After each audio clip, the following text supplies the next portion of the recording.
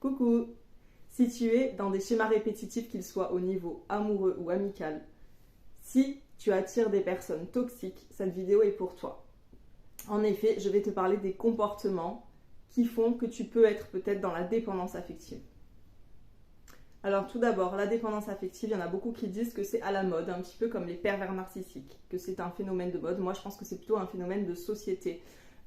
Effectivement, on change, on évolue, les comportements changent et créent de nouveaux comportements toxiques et mauvais. Par exemple aussi par rapport au téléphone, parce qu'on est souvent, on devient dépendant de notre téléphone, donc dépendant aux autres, on a tout le temps en contact avec l'extérieur, donc ça peut créer cette dépendance affective qu'il n'y avait pas forcément il y a 20 ans en arrière. Alors sache déjà que si je te parle de la dépendance affective, c'est parce que je l'ai été et que je sais de quoi je parle. C'est pas des choses que j'ai vues sur internet, que j'ai copiées et que j'ai inventées ou que j'ai arrangé à ma sauce. Non, c'est des comportements que j'ai vécus et qui ont fait que je me suis rendu compte que j'étais dépendante affective et que j'ai pu ensuite guérir. Alors tout d'abord, quand on est dépendant affectif, on ne supporte pas d'être seul. C'est une angoisse viscérale, je crois que c'est le principe en fait de la dépendance affective, c'est la peur d'être seul, de se retrouver 5 minutes seul avec soi-même. Donc on va essayer de combler nos journées sans arrêt. Donc on va établir un planning bien à l'avance pour être sûr de ne pas être seul par exemple le week-end. On va inviter des amis chez soi, on va demander si on peut sortir, on va essayer de rencontrer plein de personnes, des mecs, etc. pour avoir des rencarts, pour pas se retrouver seul.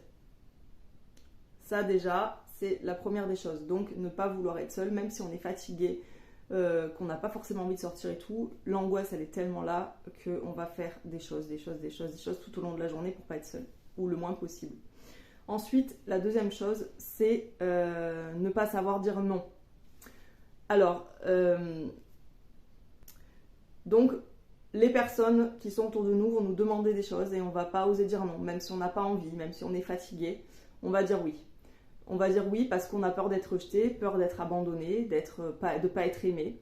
Et aussi, on va en faire des caisses, des tonnes. Alors, si on peut être quelqu'un de généreux à la base, mais là, on va, comment dire, que ce soit en amitié ou en amour, hein, on va en faire trop. Par exemple, c'est au début qu'on est avec on est au début d'une relation avec quelqu'un. On va l'inviter chez soi, on va aller acheter 3 tonnes de trucs pour faire un repas et on va passer la journée à cuisiner. Alors qu'on n'a pas forcément les sous ou qu'on n'a pas forcément la motivation parce qu'on est un peu fatigué, on va le faire. On va faire des surprises, on va prévoir des week-ends en amoureux alors que ça fait 3 jours qu'on est avec lui. Enfin, c'est des exemples que je vous donne, mais ça peut être vraiment à tous les niveaux. On va pas savoir dire non et on va en faire des caisses. Voilà. Ce qui va faire qu'on va pas forcément être soi-même. Alors je dis pas que par exemple on va cuisiner toute la journée, ça nous fait plaisir parce qu'on aime ça, mais c'est pas forcément le moment pour nous. En fait, au lieu d'écouter notre intuition, de s'écouter nous, on va d'abord vouloir faire plaisir à l'autre et en faire des tonnes et des tonnes et des tonnes. Alors que c'est ça qui va peut-être le faire fuir parce que en fait on est dans tellement cette énergie de peur que ce qu'on renvoie aux autres c'est la peur. Même si on n'en a pas conscience, l'autre il le sent. Et donc, ça ramène aussi au troisième point qui est le fait d'harceler par message. Alors, quand on est dépendant affectif, on se réveille le matin. Si on est en couple depuis peu avec quelqu'un, hein, c'est un exemple, ou en amitié, pareil, on a envoyé un message à l'autre la veille, il n'a pas répondu. On va se réveiller en se disant, tiens, déjà en pensant à l'autre directement. On a tout le temps, en fait, les autres dans la tête. On pense sans arrêt aux autres, mais on ne pense pas à soi. Ça aussi, c'est un point important. Donc, on va se dire, tiens, j'ai pas reçu de message. Il m'a pas envoyé de message. Ça veut dire qu'il m'aime pas. Ça veut dire qu'il s'en fout de ma gueule. Et là, en fait, on va rentrer dans un engrenage, dans des suppositions. On va se faire des films. Et on va penser à ça et être obnubilé par ça toute la journée. Donc, par exemple, si on a nos enfants à gérer, si on doit aller voir des copains, etc., on ne va penser qu'à l'autre toute la journée. On va pas profiter de notre moment, on va pas profiter des gens. On va être là tout le temps à regarder notre téléphone, à attendre un message. Et on va finir par craquer, à péter un câble et à envoyer des messages. Et s'il répond pas, on envoie encore un message et on harcèle. Et en fait, on va rentrer dans une forme d'harcèlement. Alors, harcèlement, quand je dis harcèlement, c'est pas forcément envoyer des insultes, hein, mais c'est envoyer tout le temps des messages à la suite s'il répond pas, faire des suppositions et créer en fait un conflit finalement. Donc ce dont on avait peur, on va le créer. Mais ça, c'est toujours comme ça dans la vie, hein. Souvent, quand on a peur de quelque chose, on le crée avec nos énergies de peur, en fait. Ça arrive à nous. Et ce comportement va faire qu'on va devenir toxique pour l'autre, en fait. Alors certes, on va attirer des personnes toxiques par nos énergies négatives et de peur, mais on va devenir toxique pour l'autre. Et ça, moi, j'en avais pas forcément conscience. Jusqu'à ce qu'en fait, on me le dise et que je me dise, ouais, en fait, il a raison ou elle a raison. Alors attention, je dis pas si quelqu'un vous manque de respect, parce que effectivement, comme je vous dis, on attire les personnes toxiques, donc peut-être que oui, il n'envoie pas de message, qu'il s'en fout de votre gueule, oui, effectivement. Mais en fait, quand on a confiance en soi et qu'on n'est pas dans la dépendance affective, du coup, on va laisser tomber la personne et on va pas rentrer dans un conflit qui est inutile, on va pas rentrer on va pas devenir toxique pour l'autre parce qu'en fait, il va passer son chemin, on va s'en foutre, quoi. Parce que souvent aussi, on peut rencontrer des personnes bien, mais tant que nous on est dans cette dépendance affective, on va quand même les faire fuir parce que on va avoir ce comportement qui est négatif et on va faire ces suppositions. Alors que c'est pas parce qu'on est en couple qu'on est obligé de s'envoyer des messages tous les jours. Ça c'est un truc aussi que la société, ou je sais pas, le fait qu'on soit dans les contes de fées, les princesses depuis qu'on est petit, surtout notre génération à nous, parce que nos enfants, ça va, il y a un petit peu moins de Disney cucu. Et je pense qu'ils s'en sortiront un petit peu mieux dans les relations que nous. Mais ce truc de faire toujours des suppositions et en fait de se dire aussi, moi je pense comme ça, l'autre il doit penser comme ça. Moi j'ai longtemps été comme ça. J'ai des principes en amitié, j'ai des principes en amour. Si l'autre il les a pas, ben en fait c'est pas normal, quoi. Voilà, ça c'est ce que je me disais. Alors après, maintenant du coup, je me dis, j'ai ces principes-là, ok. Il faut que les gens rentrent dans ces principes-là, sinon pour moi c'est pas ok. Donc c'est différent. Dans ce cas-là, je rentre pas dans des relations si elles ne me correspondent plus. Voilà. Mais avant c'était des reproches en fait aux autres, des conflits, parce qu'ils n'étaient pas comme moi. Mais en fait ils sont pas obligés d'être comme moi et voilà. En fait il faut être dans la bienveillance dans les relations. Et en fait la dépendance affective nous fait devenir toxiques pour l'autre et malveillants des fois.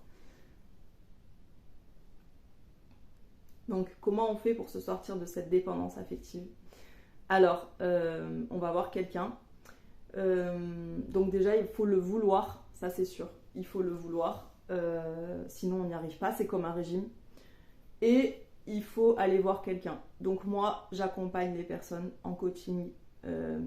Déjà, je regarde le thème astral déjà pour voir s'il y a une faculté. Voilà, bref, s'il y a une facilité à être dépendant affectif, je vais le regarder. On va travailler sur ça, si c'est votre problématique, parce que je peux vous coacher pour d'autres problématiques. Déjà, on va essayer de retrouver la confiance en soi, puisque pour sortir de la dépendance affective, il faut retrouver confiance en soi aussi déjà, parce que effectivement, les relations, à force de, en fait, que ça se passe mal avec les autres, au final, c'est en fait une boucle, et ça revient toujours au début. C'est-à-dire que moins on a confiance en nous parce que les autres, du coup, il y a des relations qui se terminent, qui sont conflictuelles, etc., vont pas nous aider à avoir confiance en nous. Donc, on va en continuer à être dans cette dépendance affective, nourrir ce schéma. Et au final, ça va revenir toujours au point de départ. Donc, dans un premier temps, il faut retrouver confiance en soi pour pouvoir casser ces schémas, ne plus être dans la dépendance affective et pouvoir attirer des personnes qui sont dans la même énergie que nous. Donc ça, on va le travailler en coaching avec des exercices. Par contre, il faut en fait que c'est un travail de tous les jours. Parce que moi, pour l'avoir été, c'était dur, tous les jours de lutter en fait contre mes pulsions, contre mes envies, par exemple d'envoyer un message ou mes envies de me mettre sur un site de rencontre parce que j'en avais marre d'être seule. Parce que en fait aussi, quand on est dans la dépendance affective, on va se mettre avec des personnes... on va plus être soi-même déjà parce qu'on va vouloir être parfait pour l'autre et on va rester avec des personnes, que ce soit en amitié ou en amour, qui sont pas forcément en accord avec nos valeurs, avec nos principes, mais on va rester avec elles quand même, quoi. Mais au final, on rentre chez soi, on est malheureux. On n'est pas heureux parce qu'on n'a pas passé un bon moment.